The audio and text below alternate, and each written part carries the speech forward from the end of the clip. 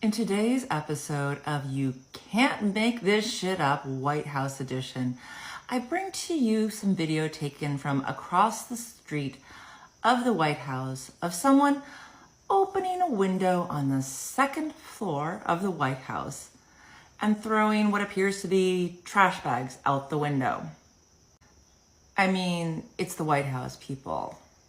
You don't do that. And I don't even understand why you would do it under any circumstances, but especially at the White House. It does remind me, however, that I believe towards the end of the first Trump administration, they were burning papers in the fireplaces and attempting to flush papers down the toilet in an effort to get rid of evidence that would, implicate people. Given the rumors circulating that President Trump is not long for this world, it would actually make some sense that people were panicking and trying to get rid of things that might reflect poorly on them. But throwing things out of the window makes little sense considering that they'd just land on the White House grounds below the window. It's not like, I don't know. It makes no sense. But then nothing coming out of the White House these days makes any sense. It's time to speak up. I was a Republican my whole life until Trump. And right now, I want to talk to the non-MAGA Republicans, the ones who still love America. Because authoritarianism doesn't start with tanks in the streets. It starts with words like these. Stephen Miller went on TV this week and said that the Democrat Party isn't a political party, but a domestic extremist organization. That's not normal political rhetoric. That is the language of an authoritarian regime. It's how you set the stage for stripping away rights by convincing people that your opponents aren't just rivals, they're enemies of the state. And here's the thing. I know some MAGA will be fine with that. They'd accept a dictator as long as it's their guy. They don't care if they lose freedom as long as somebody they hate loses more. But I also know there are Republicans who still love America. I was one of you. For most of my life, I was Republican, and I know how it feels to believe in those values. And I'm asking you, please see what's happening. The house is burning down, and if we don't join together to put out the fire, none of us will have the freedom to argue about policy ever again. There won't be debates. There won't be elections because that's not how authoritarianism works. I'm not asking you to join the Democratic Party. I'm not asking you to agree with me on every issue. I'm asking you to stand up for the one thing that matters right now. The one thing we agree on, and that is that we should all live in a democracy. Stephen Miller wants to divide us into enemies, but let's prove him wrong. Let's stand together as Americans for this one issue that I know we agree on. Everybody grab a bucket and let's put out the fire. Go love your neighbor. Listen, it's time to have a chat about what is coming. I want you to know before we get into this that this is my own analysis, my own feelings, my own pattern recognition. This is not set in stone truth, and in a lot of ways, I hope it is incorrect. I also wanted to be very clear that I'm very proud of Governor Pritzker as well as the mayor of Chicago for standing on business and not backing down. I think they are completely in the right. But here's what we need to stay focused on and stay honed into. It is clear that the Trump regime is going to send National Guardsmen into Chicago. It will become a militarized city.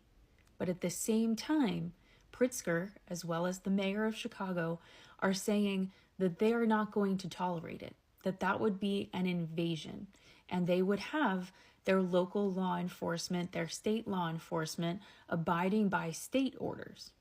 And legally, they're in the right, not Washington, D.C. Like, this could even go so far legally as to arrest members of the National Guard who are occupying a city that the governor and the mayor said should not be there. But here's the scenario you need to pay attention to. In this case, you would have two groups of individuals who are armed. On one side, you'd have the local and state law enforcement of Illinois.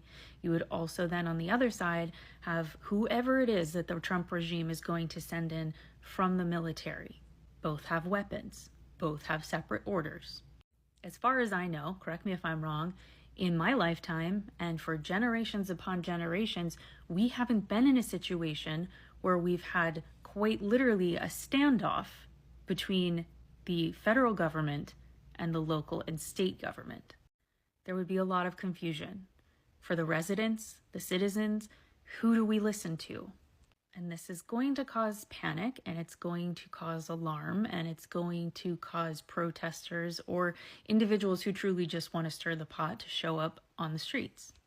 And all it takes is one isolated incident, one person to make a stupid decision for all of this to go very badly. I am not trying to be a fearmongerer here. I am very much a realist and very much looking at all of the facts. You need to stay connected to news about Chicago. I keep hearing MAGA people say, if Joe Biden knew he was on the list, he would have released it himself. He would have proved that Trump was on the list. Yeah, except for the fact he didn't, because he believed in the Constitution. And as the Constitution states, the executive branch and the Department of Justice are supposed to be two separate things, two separate entities. The whole checks and balance thing, you know? I know MAGA doesn't really believe in the Constitution, and neither does Trump. We sure as hell see that. But Joe Biden wouldn't have that information because the president and the DOJ don't work together like that. Now, in Trump's administration, they do. They do. Oh, we see that. But no, I wish that Joe Biden had a spine and wasn't such a Mr. Goody Two-Shoes and Mr. Boy Scout and playing by the rules. I mean, hell, we have a president who incited an insurrection based on the 14th Amendment, Section 3. He's not even supposed to be our president, for Christ's sake. Joe Biden could have used that to prevent him from taking office. And yeah, Joe Biden could have worked with the DOJ to see if he were on that list and then prevent him from taking office. There's a lot of things Joe Biden could have done, but Joe Biden wasn't that type of guy. And you can love him or hate him for that. Personally, I think it was cowardly when faced with the threat that we're currently under. Because now, our country is just being propelled into this unknown territory of dictatorship. And Joe Biden could have stepped in and put a stop to it. But he didn't, because the man had principles and he believed in the Constitution, which your boy doesn't, because he doesn't believe in anything. Because he's an American traitor, among a lot of other things, including the word that rhymes with Cheeto. He's on that list. You know it and I know it. And he's playing you for a fool. Question is, are you? Truly, we don't know what's going on, so let's just stick to the facts here, okay? Fact number 1, the last time Donald Trump was seen in an on-camera, verifiable way was August 26, 2025 during the cabinet meeting. Since then, nothing. No press pool spray, no shouted questions, no live movement at all. Fact number 2, just 2 days later, on August 28th, J.D. Vance tells USA Today that he is ready to assume the presidency. God forbid there's a terrible tragedy. Fact number 3. On August 24th, it was J.D. Vance who went on record saying that Russia had made significant concessions when it came to Ukraine peace talks. This happening right before Trump disappears from view, when J.D. Vance wasn't even the one who spoke with Vladimir Putin, 2 weeks ago, feels odd. I'll say it. As if it couldn't get any weirder, over Labor Day weekend this weekend, Trump's Truth Social account has blasted out more than 40 posts over a 24-hour period. Some were like rambling texts, some were AI-generated images of him, and it was just not how Trump writes. Like, he's crazy and unhinged, but he's a very specific kind of crazy and unhinged, you know? And then fast forward to August 30th, when we see the Trump's Virginia golf outing photos, which people immediately clocked as being recycled from 2023 and 2024.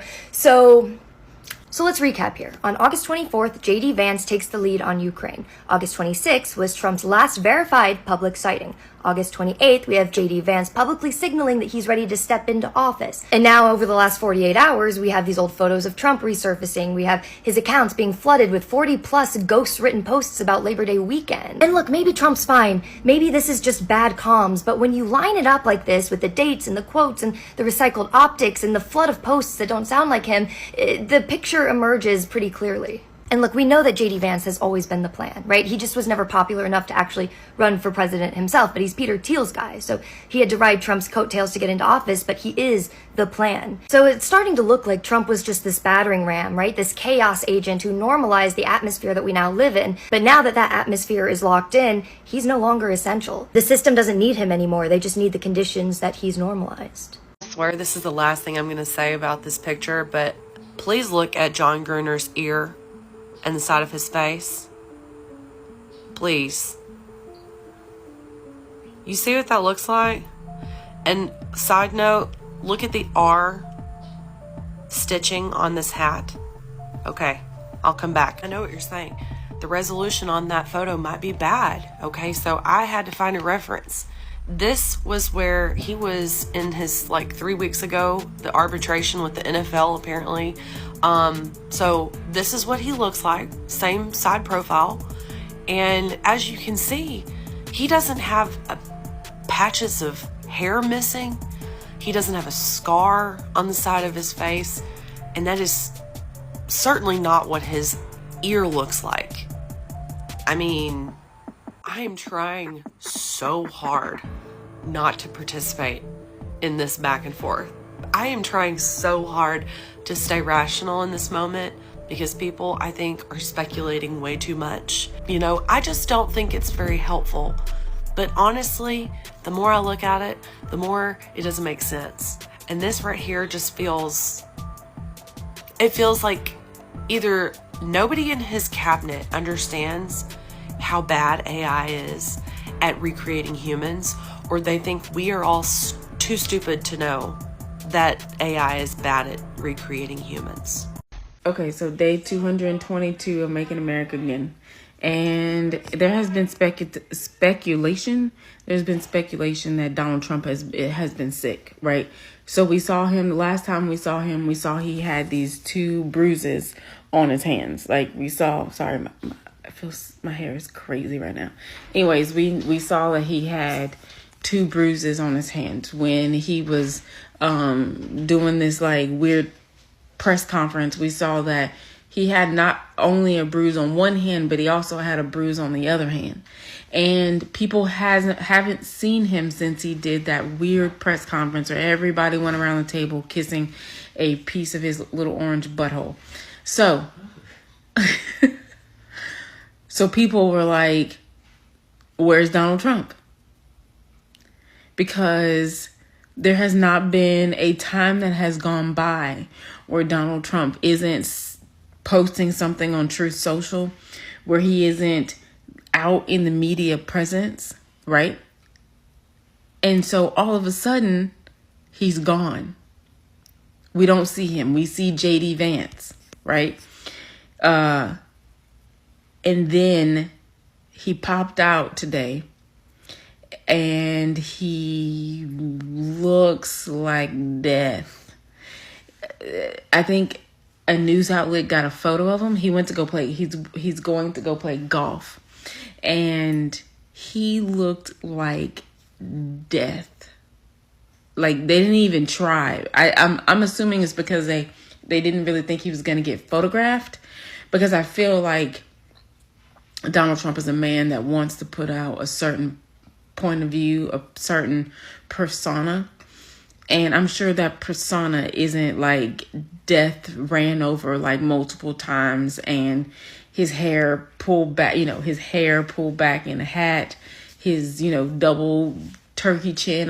Like he looked like somebody was like, we got to get you out of this bed. We got to get you off this chair because the people need to see you. It was like Weekend of Bernie. What's that movie called? Weekend at Bernie's house? Yeah.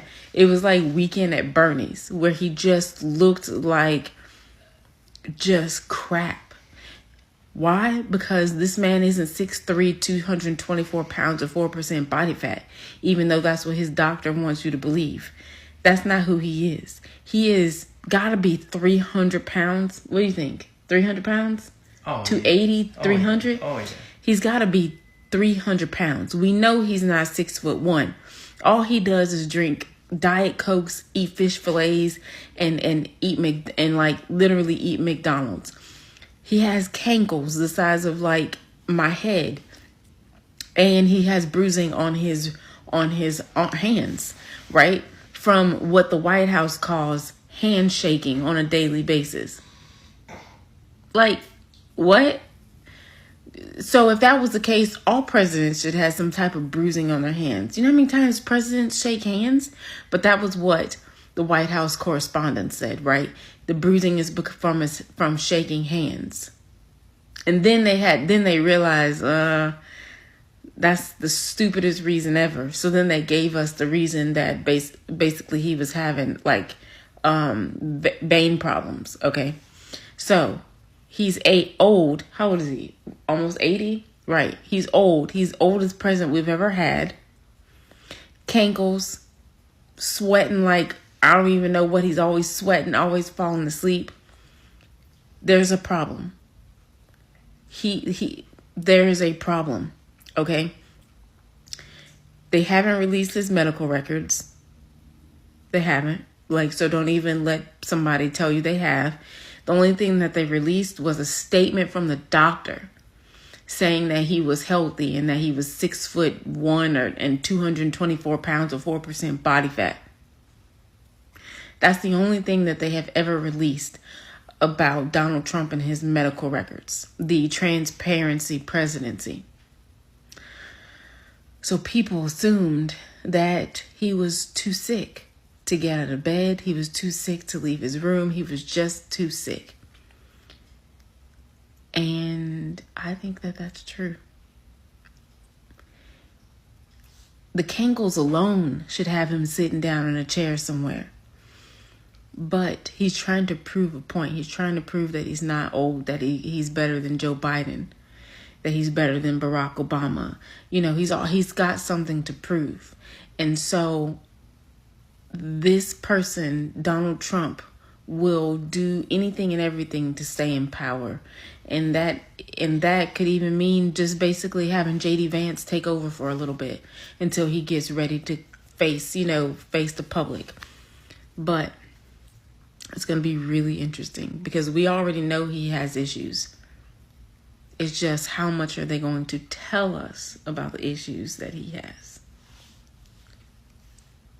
while they prep JD Vance to be ready to take over at any time. We haven't heard very much from JD Vance. Like, he literally 8 months in, he's taken 7 vacations.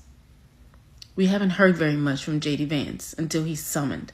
And these past couple of days, we've heard a ton from JD.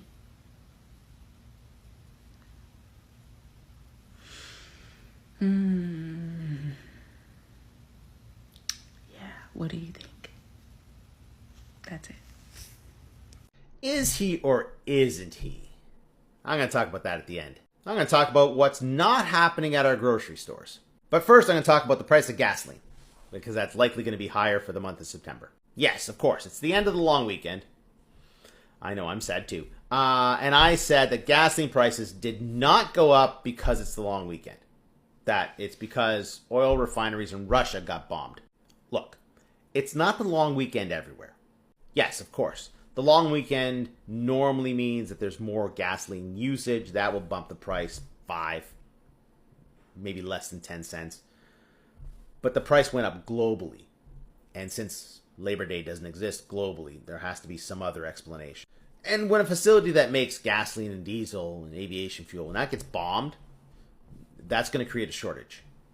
And, of course, the people that trade in this stuff will rush in and buy the futures. Also, it's important to note that there's less aviation fuel being used at the moment. A downturn in international travel to the U.S. may last beyond summer. You think? Like, The Handmaid's Tale plays worldwide. Like, don't get me wrong, I would love to visit the country of El Salvador. But not courtesy of the U.S. I know, there are people watching this video who still believe the United States is a wonderful place, and they would go there absolutely if they could do it legally. You know you could, eh? It's super easy. Like, because these are the people who claim that we have a dictatorship. You know, they're calling Justin Trudeau a communist and a dictator. All you have to do is go south and claim asylum. You could be a political refugee. Totally legal. Do it. And hey, if you want to sell your shit, let me know. All right, now this. No fines for big grocers that promoted imported food as Canadians.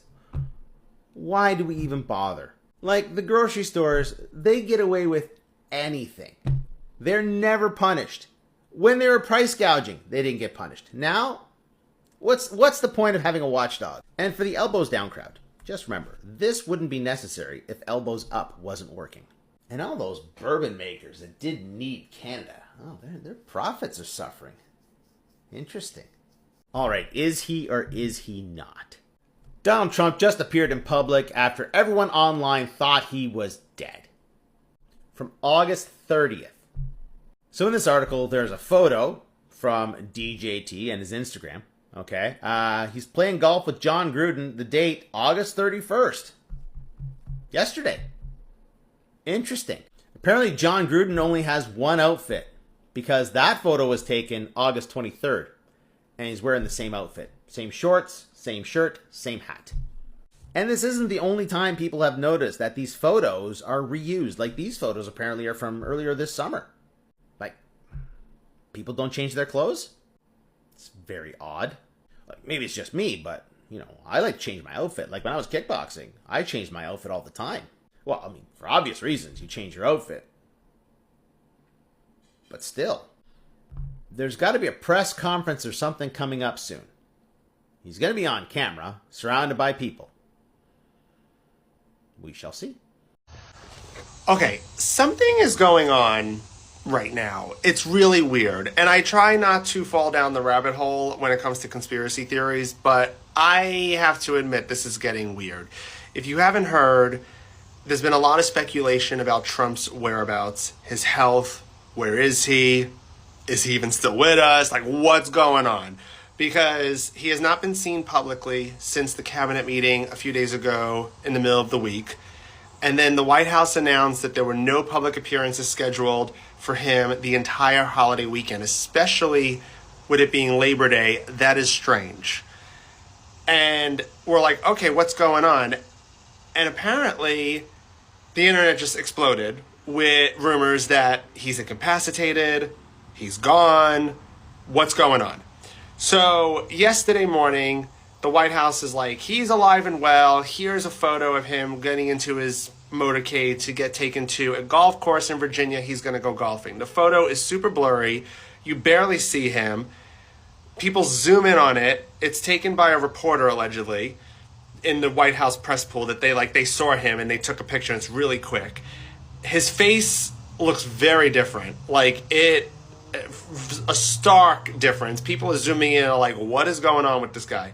Then there's nothing coming out about him actually golfing. Like, it's like, okay, well, did he ever show up to the Virginia golf course? Like, did actually anyone see him do the golfing? You know, like, he's always posting about that. And any post that came out with him golfing, people have been able to debunk, saying, like, that's an old video. That is a picture from 2023. That is a video from just a few months ago. That is not from today. And now that makes the rumors even go more, like, higher, like, elevate. Because now it's like, okay, now you're making it weird. The White House is not saying anything. No one's saying anything. No one's asking questions.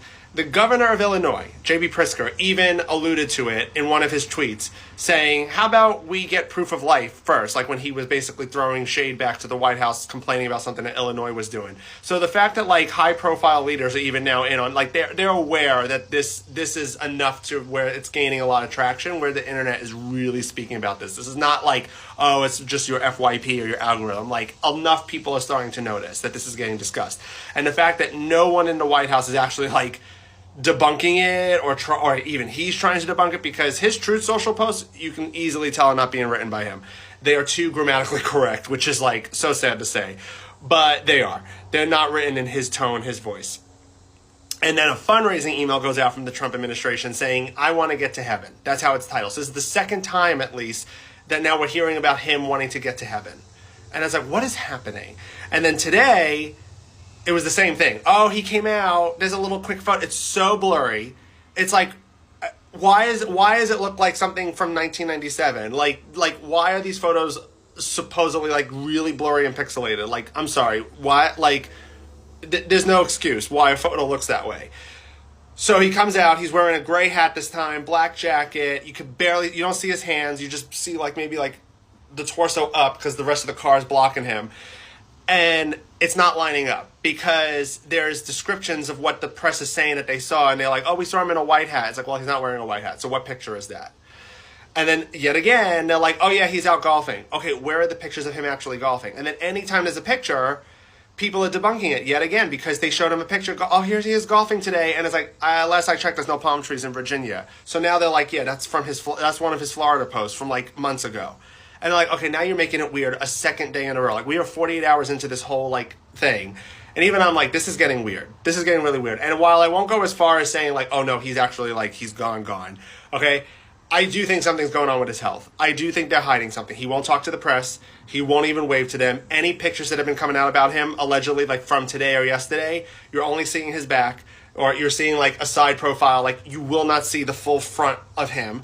Okay? He's not speaking to anyone. We haven't actually heard his voice. Like we actually haven't heard him speak to anyone in the past couple of days.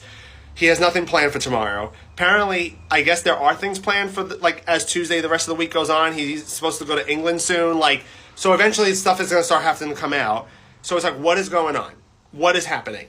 And I personally don't think his health is great. I think it's declining more and more and more and more rapidly, and they have to try to hide it as much as they possibly can because they don't need this getting out. And we saw the bruises on his hand from a few days ago. They're not answering any questions. It's like the press is super afraid to ask questions, but they knew how to like attack Biden every time he, blew his nose, okay?